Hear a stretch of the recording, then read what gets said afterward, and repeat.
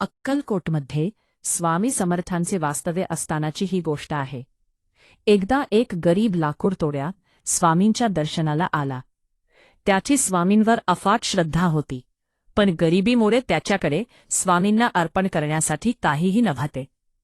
स्वामींच्या दरबारात मोठे मोठे श्रीमंत लोक, जहागीरदार येत असत आणि सोन्या चांदीच्या वस्तू, मिठाई अर्पण करत असत।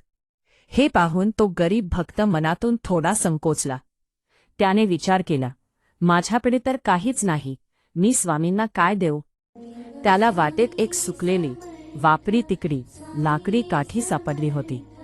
त्याने विचार केला की स्वामींना थंडी वाजत असेल तर ही काठी शेकोटी पेटवण्यासाठी कामाला येईल। त्याने अत्यंत प्रेमाने आणि संकोचाने ती काठी स्वामींच्या चरणापाशी ठेवली। तिथे बसलेले काही लोक त्या गरीबाची चेष्टा करू लागले। ते म्हणाले, अरे, स्वामींना लोक हिरे मोती देतात आणि तू ही सुकी काठी आणलीस? स्वामींची लीला। अंतर्यामी स्वामींनी हे सर्व पाहिले। त्यांनी इतरांनी आणलेल्या महागड्या भेटींकडे दुर्लक्ष केले आणि त्या गरीब भक्ताने दिलेली ती सुकी काठी हातात घेतली। स्वामींनी ती काठी जमिनीवर एका बाजूला रोवली आणि त्यावर थोडे पाणी शिंपडले।